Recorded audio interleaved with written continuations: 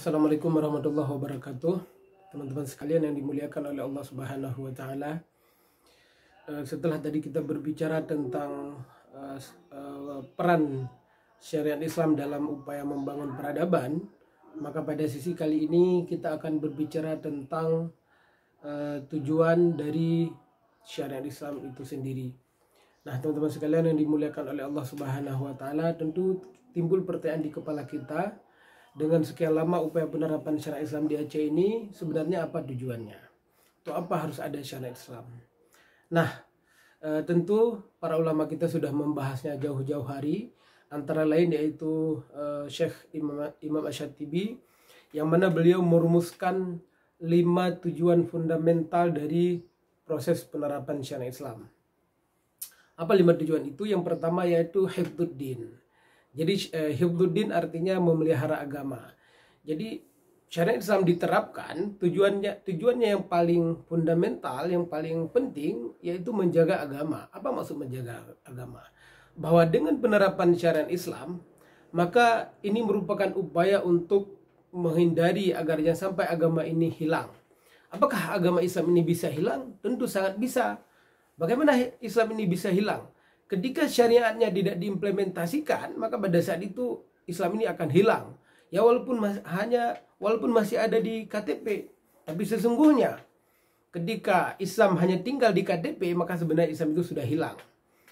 Dan apalagi kita melihat fakta sejarah bahwa beberapa negeri yang dulu pernah berjaya Islam di tempat tersebut, saat ini sudah hanya tinggal ceritanya saja, seperti di Andalusia.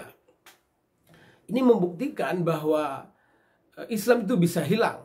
Maka kemudian syariat Islam ini diimplementasikan, tujuannya yang paling penting adalah untuk memelihara agama.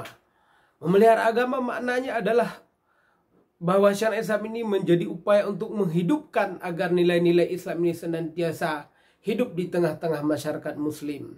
Misalnya bagaimana kita misalnya ketika datang di sebuah tempat, di sebuah kampung, yang mana di kampung tersebut tidak ada nilai-nilai syiar Islam di dalamnya, tidak ada orang melakukan salat berjamaah di masjid atau menasa, tidak ada pelaksanaan syiar-syiar Islam yang lain.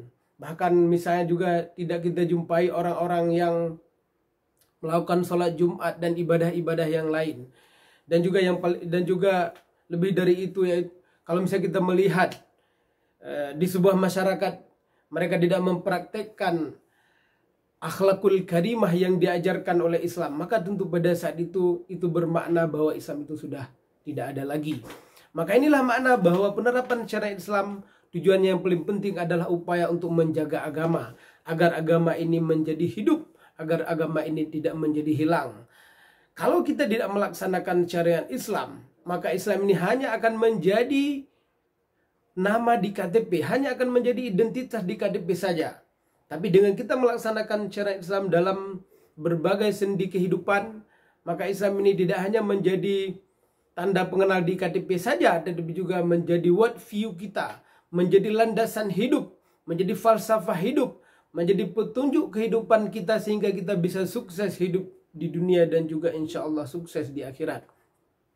Maka tujuan pelaksanaan syariat Islam yang pertama yaitu menjaga agar agama ini tidak hilang. Kemudian yang kedua yaitu hifdzun nafas, memelihara jiwa.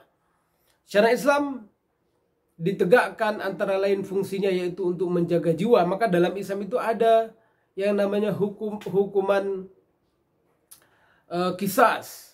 Orang yang membunuh maka dia juga harus dihukum dengan apa yang dilakukannya kepada orang lain. Teman-teman sekalian yang dimuliakan oleh Allah Subhanahu wa taala, hari ini orang-orang barat mengkritik adanya hukum mati dalam Islam. Apa maknanya? Bahwa ketika mereka mengkritik adanya hukuman mati, adanya hukum had, sebagaimana yang terjadi beberapa tahun yang lalu di Aceh, ketika sejumlah elit-elit kita melemparkan wacana untuk memberlakukan hukuman hudud, hukuman mati bagi orang yang membunuh orang lain, maka banyak datang protes-protes dari dunia luar. Mereka memprotes bahwa pelaksanaan hukuman mati ini adalah hukum barbar. Nah, Bagi kita umat Islam, kita melihat bahwa adanya hukuman tersebut, hukuman mati bagi orang yang membunuh orang lain, ini adalah salah satu bentuk keadilan. Dan juga sebagai bentuk upaya untuk menjamin keberlangsungan kehidupan umat manusia. Agar tidak ada orang yang berani membunuh orang lain tanpa alasan yang benar. Teman-teman sekalian yang dimuliakan oleh Allah Subhanahu wa taala. Maka dalam Islam terdapat hukuman mati bagi orang yang membunuh, yang melakukan dengan cara sengaja, yang tujuannya adalah untuk menjaga jiwa, agar jiwa umat Islam ini bisa terjaga. Tidak boleh ada orang yang membunuh orang lain tanpa hak. Bahkan Allah Subhanahu wa taala dalam Al-Qur'an mengatakan bahwa siapa saja yang membunuh seorang anak Adam tanpa hak, tanpa alasan yang dibenarkan, maka seolah-olah dia telah membunuh seluruh manusia di atas muka bumi ini. Betapa besarnya dosa orang-orang yang membunuh orang lain tanpa alasan yang diterima dalam agama Islam. Ini menandakan bahwa Islam sangat berorientasi untuk menjaga jiwa. Islam betul-betul memuliakan setiap jiwa yang dilahirkan ke dunia ini. Maka adanya hukuman mati dalam Islam sesungguhnya bertujuan untuk menjamin keberlangsungan kehidupan orang-orang lain yang masih hidup. Maka kemudian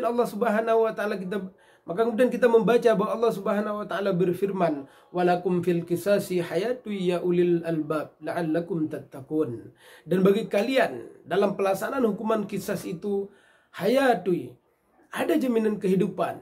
Ya ulil albab, wahai orang-orang yang mau berfikir, la'allakum tattaqun, supaya kalian menjadi orang-orang yang bertakwa. Jadi dalam pelaksanaan hukuman qisas itu ada jaminan keberlangsungan kehidupan. Bagaimana jaminan keberlangsungan kehidupan?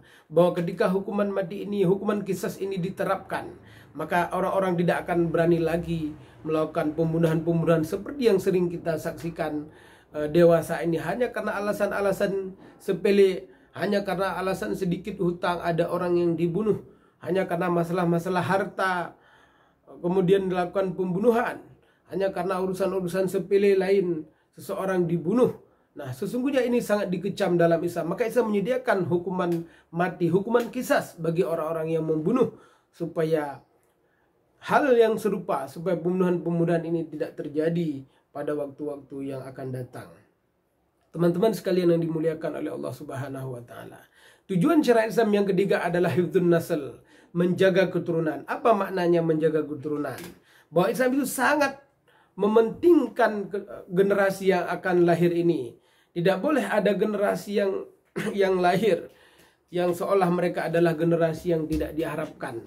Maka kemudian dalam Islam kita diajarkan banyak perintah-perintah untuk meninggalkan perbuatan zina. Apa tujuannya? Yaitu supaya tidak lahir generasi-generasi yang tidak diharapkan.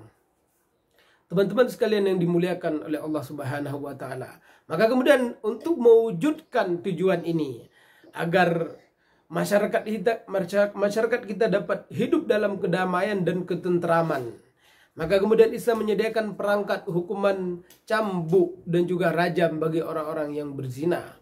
Rajam bagi orang yang berzina yang sudah menikah, sementara cambuk bagi orang yang berzina yang dia belum menikah. Nah, teman-teman sekalian yang dimuliakan oleh Allah Subhanahu wa taala, tentu kita bertanya, kenapa harus ada hukuman cambuk dalam syariat Islam?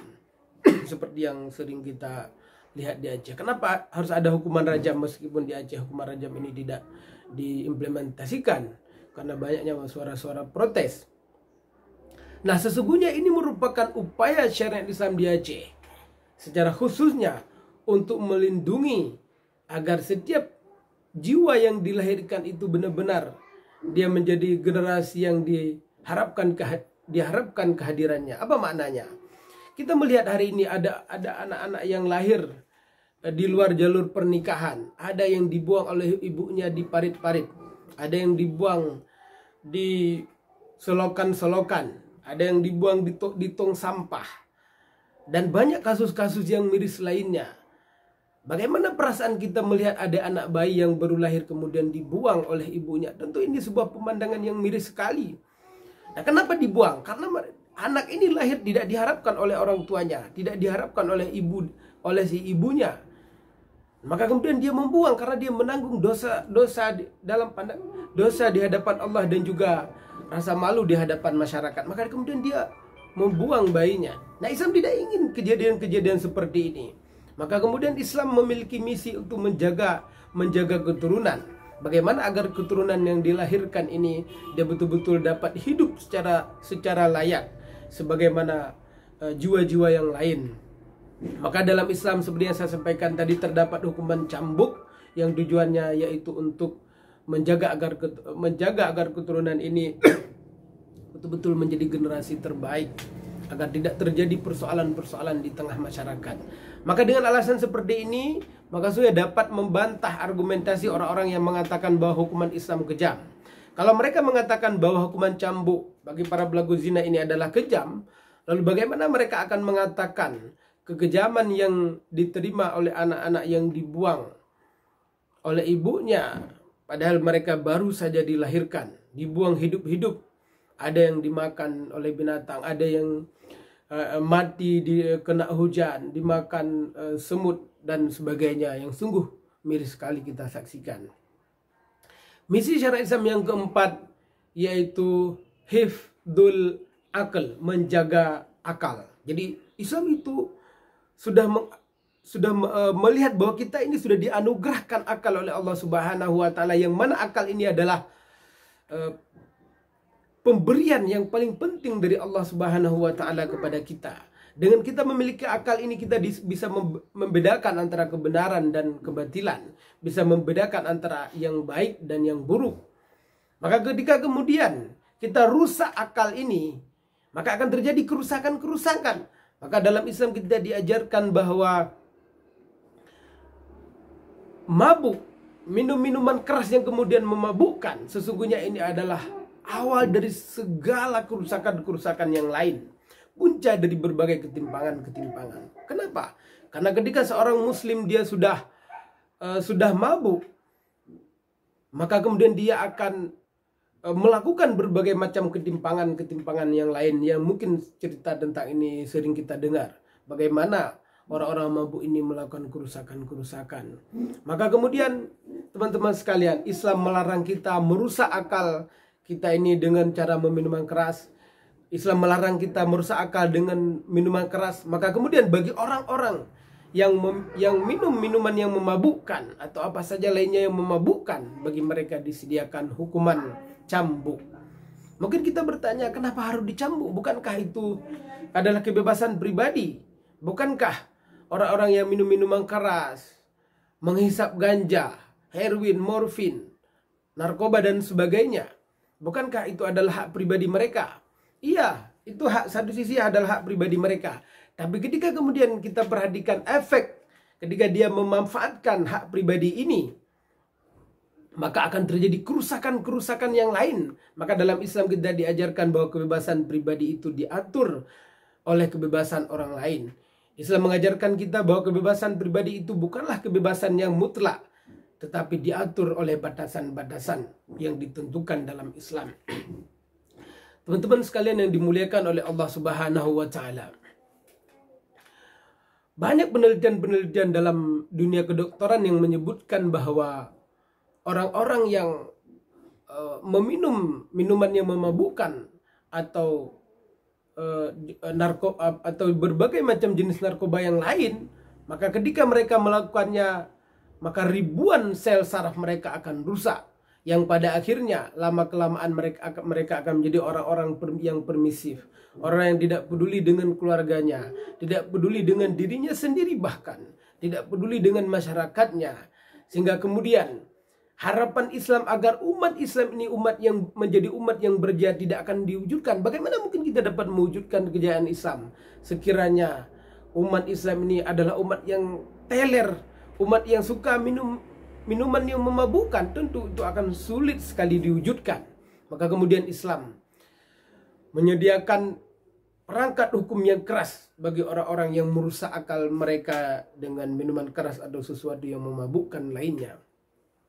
Kemudian tujuan syariat Islam yang kelima menurut Imam Asy-Syatibi yaitu hifdzul mal, memelihara harta. Islam ingin agar harta setiap umat Islam itu terjaga, tidak boleh diambil oleh siapapun tanpa hak. Maka kemudian dalam Islam disediakan perangkat hukum yang sangat tegas, sangat keras bagi siapa saja yang mencuri harta orang lain, yang jika sudah sampai batasan yang ditetapkan dalam Islam maka disediakan hukuman potong tangan bagi para pelakunya. Kenapa dalam Islam ada hukuman potong tangan? Karena Islam memiliki tujuan untuk menjaga harta. Islam menjaga harta setiap umat Islam. Islam tidak ingin masyarakatnya menjadi masyarakat yang mengambil harta orang lain tanpa hak. Islam ingin mewujudkan kondisi tatanan sosial masyarakat yang aman, damai, dan beradab. Maka dengan adanya hukuman Islam ini, tujuan ke arah tersebut dapat memungkinkan untuk dicegah. Mungkin kita bertanya, kenapa harus hukumannya bagi para pencuri ini, kenapa harus potong tangan? Walaupun hukuman ini belum dilaksanakan di Aceh. Kalau kita bertanya seperti ini, maka seharusnya kita juga mempertanyakan bagaimana resiko ketika hukuman ini tidak dijalankan. Bagaimana kita melihat keadaan masyarakat yang penuh dengan pencurian, korupsi, dan sebagainya. Tentu ini bukan keadaan yang ideal. Maka Islam memilih untuk mengorbankan orang-orang yang mencuri ketimbang rusaknya tatanan sosial masyarakat.